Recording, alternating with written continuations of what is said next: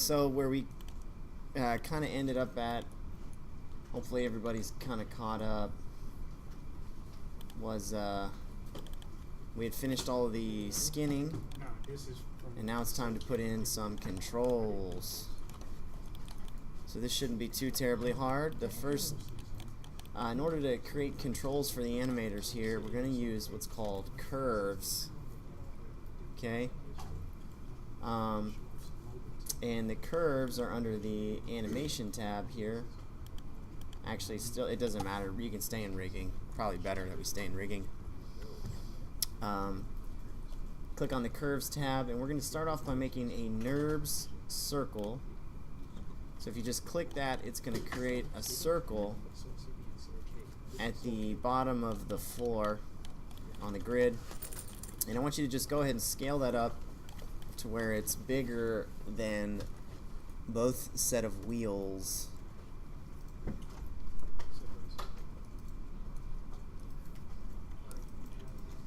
Yeah. So if you click on the curves tab in the far upper left, there's a circle.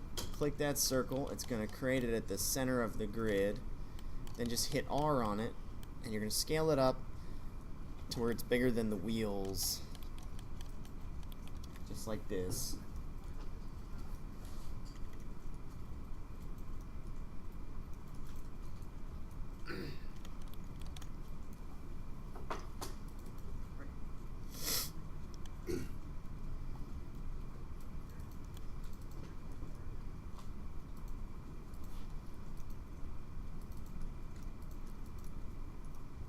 And the next thing that we're going to do is we'll go ahead and label this one main.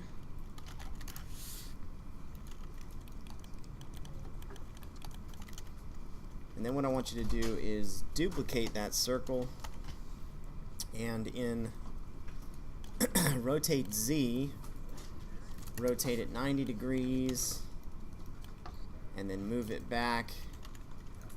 And I want you to V-snap it to your pulley joint. So if you hold V, V-snap that to the pulley joint. And you can turn off your polygons by going to show. It'll be easier to snap to the joint.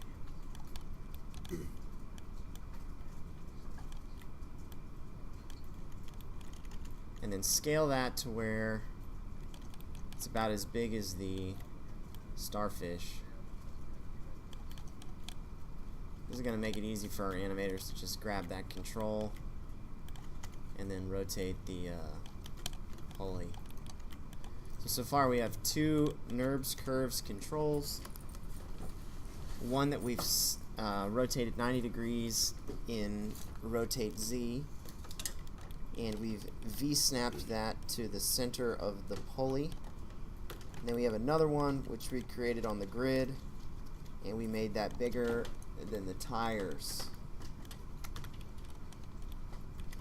That pulley one you can label pulley. Whoops.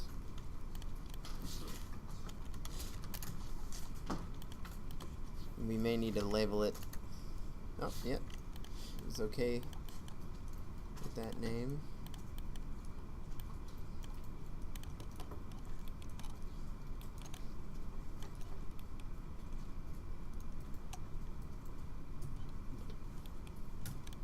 So let's go ahead and duplicate this one now, and we're going to V-snap it to the crank control, the one that actually rotates the handle there. So snap it to the joint for the crank control.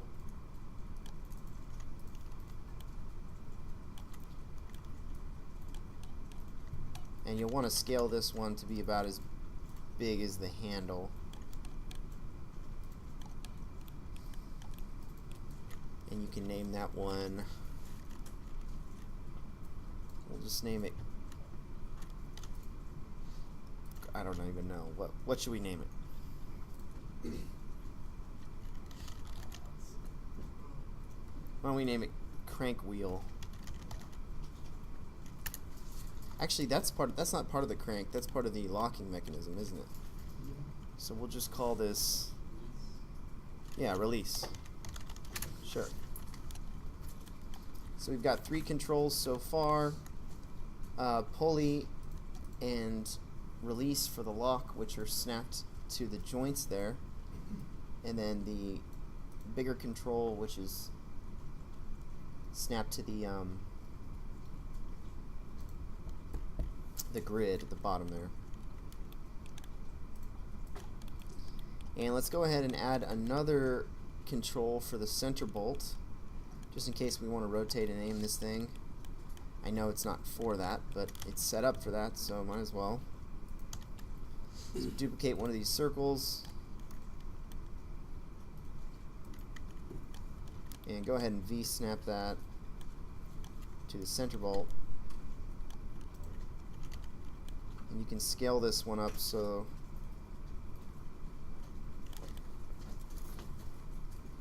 it's grabbable for animators.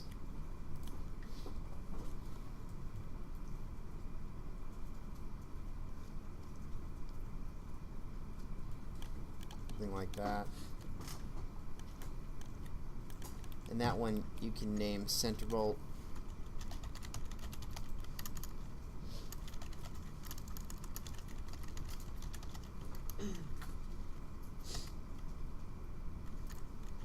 Is bolt spelled B-O-L-D-T or B-O-L-T?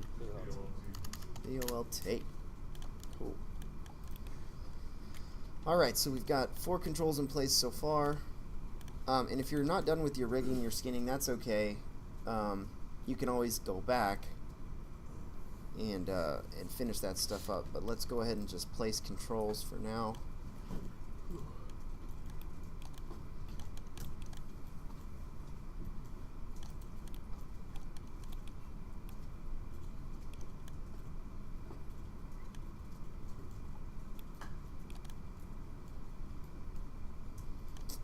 Okay.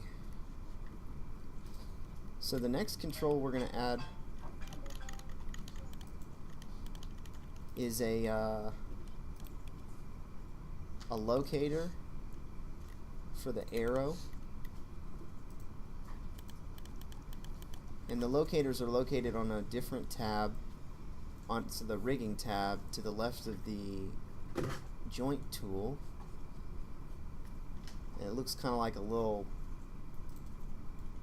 sprocket headed out in each axis. And if you click that, it's going to create it at the center of the grid. And I want you to move that up and V-snap that to the arrow joint.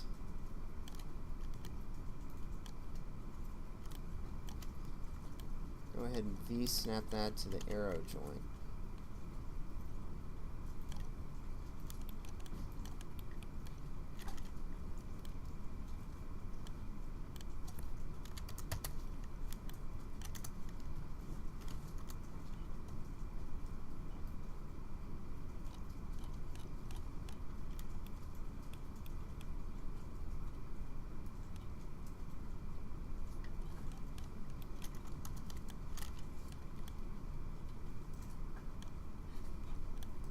And then go ahead and rotate that locator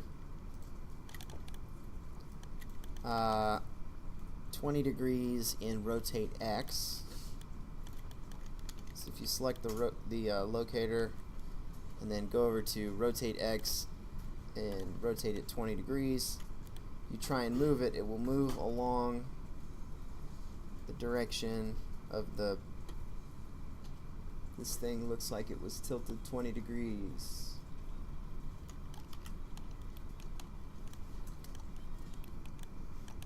And let's go ahead and duplicate this locator and V-snap it to the bolt joint.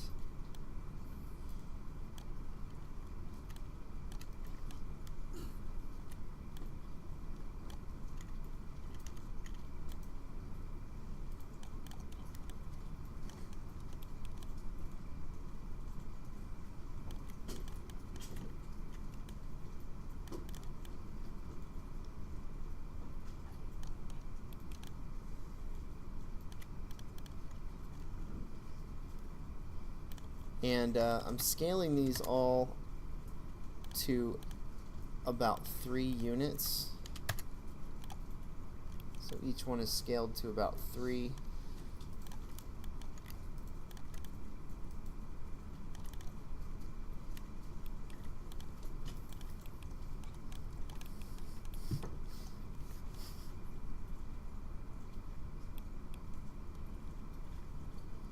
And go ahead and name these. So the first one will be named Arrow,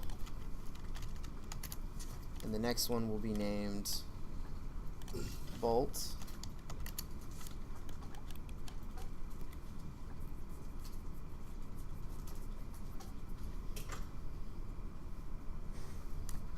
And then let's go ahead and duplicate the bolt one. And we're going to move that to the first lock. V-snap that to the first lock joint, which is the little piece that pulls back, not the rotating piece. And then this locator, we'll just keep them all scaled to about 3, that's fine.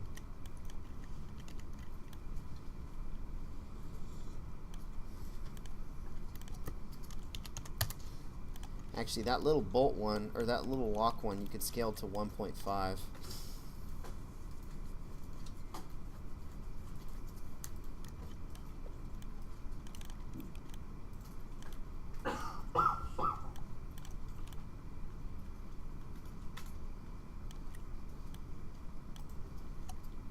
And let's duplicate the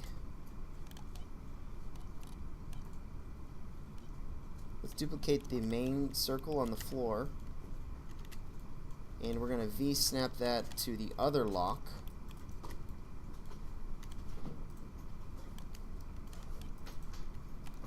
And that one we can also rotate 20 degrees in Rotate X. And you want to scale that one down to where it kind of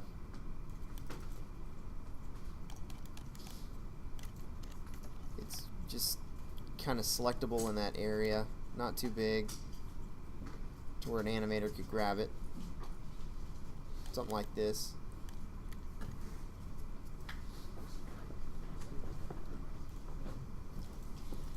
Sir?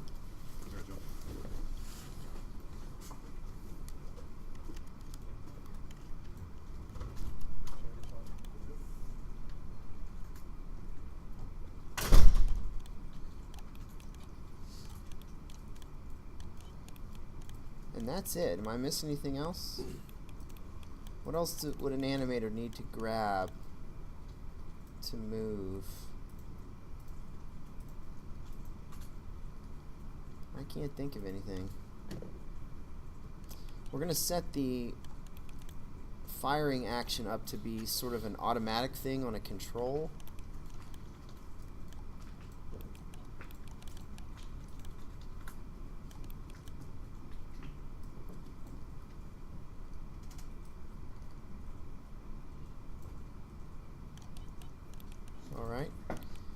Alright, so the next step here, we want to go ahead and attach these controls to some of these joints. Ooh, actually, I forgot the wheels. How are we supposed to rotate this? Rotate the wheels. Go ahead and grab any circle that's already rotated 90 degrees, so for example the pulley, and duplicate that. And you want to V-snap that to, we're going to want 2 of these, one for each wheel. And you can move them over the wheels.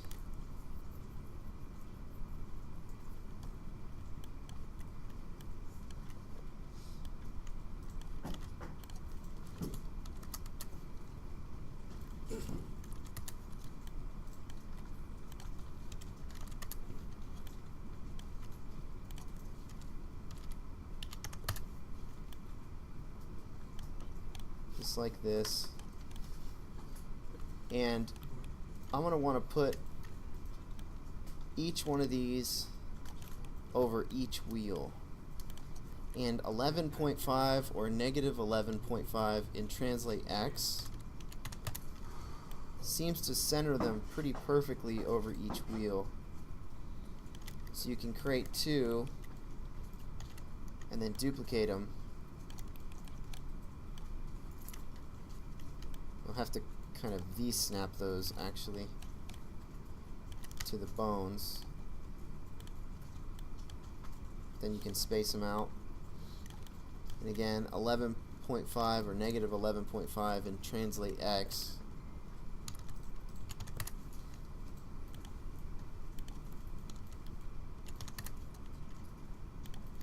Seems to have the circles over each wheel.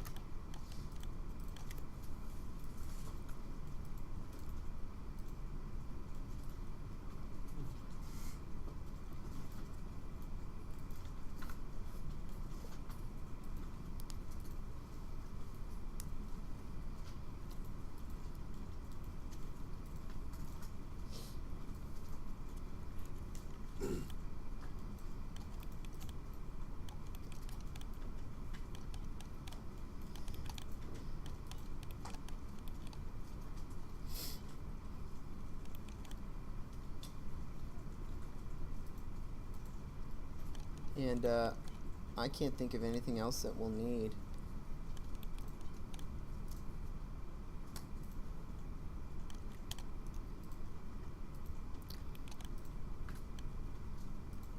So the next step here is going to be to attach these things, and then what we're going to do is we're going to set up kind of like an automatic setup for the animators to where they can click the controls, and like we're going to do what's called set driven key, where the animators can just basically use a channel over here as sort of like a control, and it'll pull the arrow back as well as the bow, and then like launch the arrow all automatically, which is really cool.